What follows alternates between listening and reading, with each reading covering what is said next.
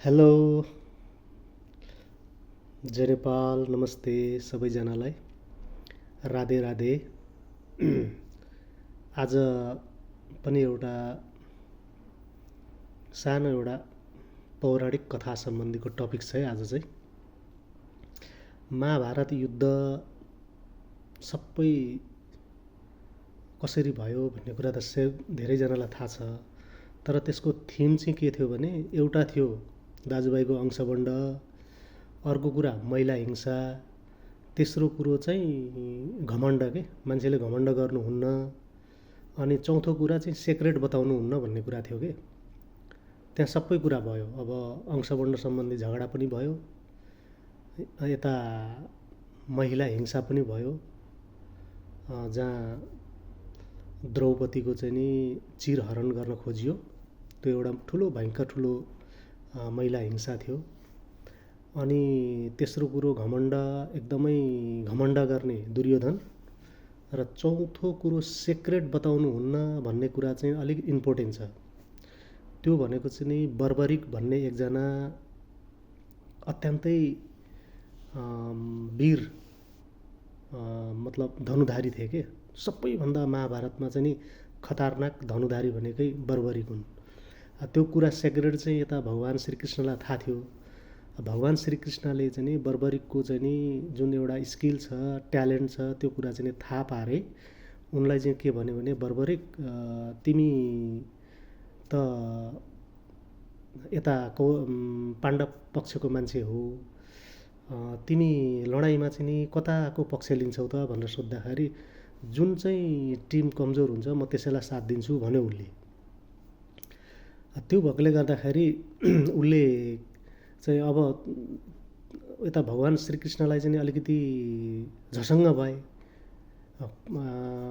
थोरै अब यतातिर आफै भगवान् भएकोले गर्दाखेरि अब उनलाई चाहिँ नि ती सेनाका, ती यता कौरव पक्षका सेना, उनीहरूको चाहिँ नि भित्रको लडाइँको स्ट्रेटेजी सबै कुरा थाहा थियो र उतापट्टि हार्ने भन्ने कुरा पनि कन्फर्म थियो श्रीकृष्ण भगवान्लाई।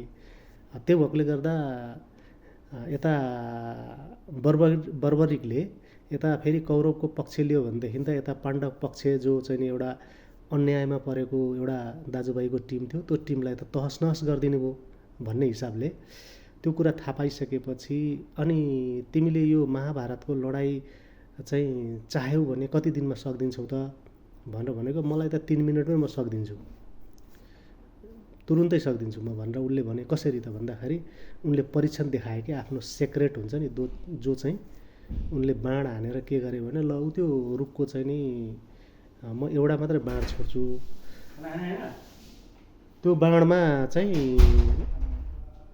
त्यो बाणले चाहिँ नि ती भएका रुखका पातहरू सबै पाल पार्यो भनेदेखि त्यो मेरो एउटै बाणले चाहिँ सबै ध्वस्त हुन्छ भन्ने उदाहरण उनले दिने बित्तिकै उनलाई टेस्ट पनि गरे के भगवान् श्रीकृष्णले। टेस्ट गर्दाखेरि उसले हान्यो बाण। हानिसकेपछि सबै थियो, एउटा चाहिँ उनले कुल्चेर राखेका थिए क्या, त्यो के अरे पत्ता, त्यो रुखको पत्ता चाहिँ भगवान् श्रीकृष्णले तल पैताला मुनि कुल्चेर राखेका थिए। र एउटा चाहिँ यो भएन छ, तिम्रो चाहिँ नि सबै गर्छु भनेको थियौ तर भएन, अब तिमी वचनमा हार्यौ, अब त्यो वचनमा हारिसकेपछि मलाई चाहिँ मैले भनेको कुरा चाहिँ दिनुपर्छ भनेर श्रीकृष्णले भनेपछि, हुन्छ भगवान् म जे भन्नुहुन्छ त्यही गर्छु भनेर भने। उनी अलिकति दानवीर जस्तो पनि थिए। उसो भए मलाई चाहिँ नि तिम्रो यो घाँटीदेखिको माथि भाग चाहियो भनेर भनेपछि झसङ्ग भए। अनि तिमी मर्दैनौ, सबै कुरा तिमीलाई म जीवित गराइदिने यो शक्ति दिन्छु, तिमी मर्दैनौ भनेर भने। हुन्छ केही छैन उसो भए भनेर भने। उनले चाहिँ नि सुदर्शन चक्र चलाएर उनको घाँटी चाहिँ च्वाट्ट काटेर माथि सबैभन्दा ठुलो रुखमा लगेर झुन्ड्याइदिए, त्यहाँ लगेर टाँसिदिए के। अनि टाँसिदिइसकेपछि अब महाभारतको लडाइँ 18 दिनमा समाप्त भयो।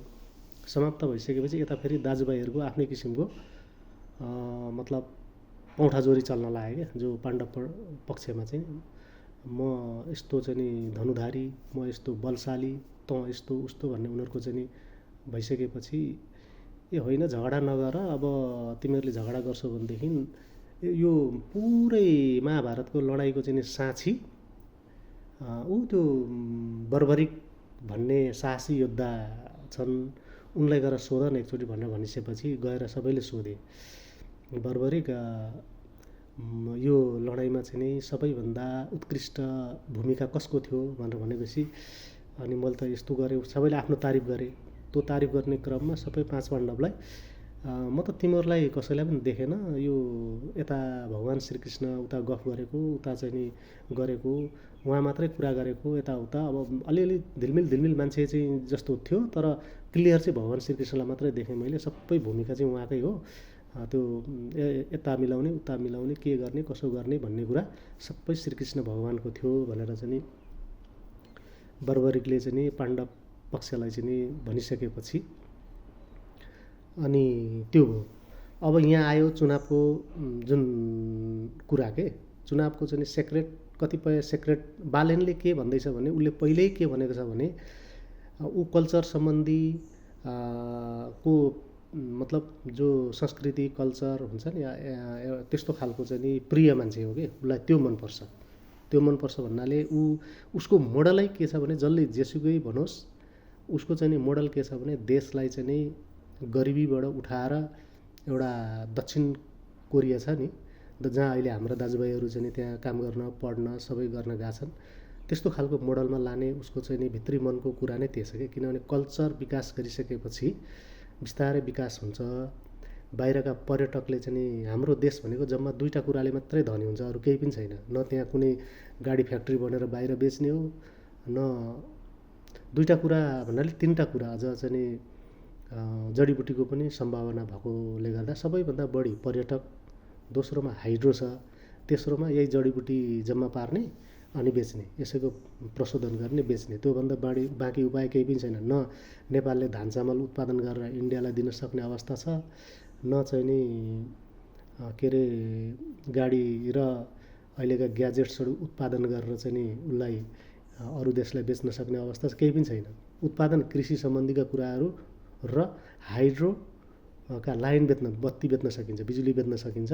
त्यो भएकोले गर्दाखेरि बालेनले चाहिँ नि संस्कृति सम्बन्धीको उसले चाहिँ नि पहिल्यै उसले देखाइसकेको छ। ऊ चाहिँ नि खराब मान्छे भ्रष्टाचारी भएको भएदेखि त त्यहाँ महानगरपालिकामा स्वतन्त्र उठेको मान्छे कति मान्छेले उसलाई टच लगायो होला त उसको कमजोरी फेला पार्न, तर सकेनन्। हो त्यो भएकोले गर्दा अहिलेको चाहिँ नि जसले जेसुकै भन्ने भिजन राम्रो भएको मान्छे चाहिँ बालेनै हो।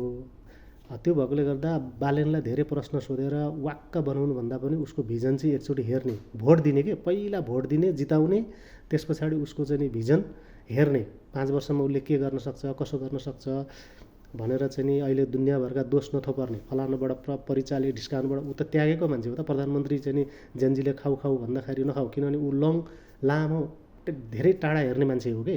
देशलाई चाहिँ नि तुरुन्त गुन्द्रुक उमालेर खाए जस्तो त होइन नि त। त्यसका चाहिँ योजना बनाउनु पऱ्यो, नियम कानुन बनाउनु पऱ्यो, कति व्यतिथि छ, जो व्यतिथि गर्ने मान्छेहरूले चाहिँ नि गरेर चाहिँ लथालिङ्ग छोडिदिएको छ। एउटा चाहिँ नि झगडा परेर चाहिँ नि जुन घरमा झगडा पर्दाखेरि भाँडा लोग्ने स्वास्नीको झगडा पर्दा भाँडा बर्तनहरू फ्याँकेर डाङडाङ र डुङडुङ गरेर सबै चाहिँ नि यत्र तत्र छरेका हुन्छन्, त्यस्तो अवस्थामा छ देश। त्यो भएकोले गर्दाखेरि पहिला बालेनलाई जिताएर हेर्ने 5 वर्ष, बालेनलाई जिताइसकेपछि अनि बालेनले चाहिँ 5 वर्षभित्रमा के गर्न सक्छ भन्ने कुरा त्यसबाट थाहा हुन्छ नि त। अहिलेदेखि नै प्रश्न गरेर काम छैन। विशुद्ध कुरा के छ भने बालेन स्वदेशको मान्छे हो, कल्चर प्रेमी मान्छे हो, यहाँको सम्पदा प्रेमी मान्छे हो। पूर्वतिरका चाहिँ नि मान्छेहरूले चाहिँ नि जो उता भनौँ अब 1 नम्बर प्रदेशको कुरा गरौँ न, अब अरू त म त्यति घुमेको छैन। 1 नम्बर प्रदेश त आफ्नो झापा जिल्ला भनेको आफ्नो ठाउँ हो। त्यो भएकोले गर्दाखेरि त्यहाँ चाहिँ नि आदिवासी जनजातिका चाहिँ कति चाहिँ नि कल्चरहरू छन्, डान्सहरू छन्, नाचगानहरू छन्। त्यस्ता कुरामा चाहिँ नि प्रत्येक हप्ताको 2 चोटि लोप हुँदै गएका चाहिँ नि नाचगानहरूलाई चाहिँ नि प्रदर्शन गर्ने, टिकेटिङ गर्ने, त्यहाँबाट पैसा कमाउने, विभिन्न खाद्य भनौँ अब जो पाक पदार्थहरू कसले कुन जातिको कस्तो पाक हुन्छ त्यस्तो खालको ल्याएर प्रदर्शन गर्ने, पैसा कमाउने, त्यसो गर्दै जाने हो के। यहाँ चाहिँ नि बालेनले थोरै चाहिँ नि जित्ने बित्तिकै प्रत्येक टोलमा गएर चाहिँ नि ल तपाईँ यो गर्नुहोस् भनेर उसले पैसा दिने हो र? त्यो त होइन नि त। उसको त नीति तयार पार्ने उसले। त्यो भएकोले गर्दा सबैले बालेनलाई चाहिँ नि यसपालि सहयोग गर्नुहोस्, बरु राम्रोसँगले भोट हाल्नुहोस्। अब यो दायाँ बायाँ कुरै छैन कि, यो मनलाई चाहिँ बन्दक नबनाइकन बालेनलाई भोट हाल्ने, बालेनलाई जिताउने, बालेन जित्नु भनेको चाहिँ नि उसले जसरी पनि मिलाउँछ कुरा क्या, मिलाउने मान्छेलाई नै दिने हो के भन्दै आजलाई बिदा चाहे। फेरि अर्को भिडियोमा बोलौँला। Thank you. जय नेपाल, राधे राधे, सबैको कल्याण होस् है त। ल बाई।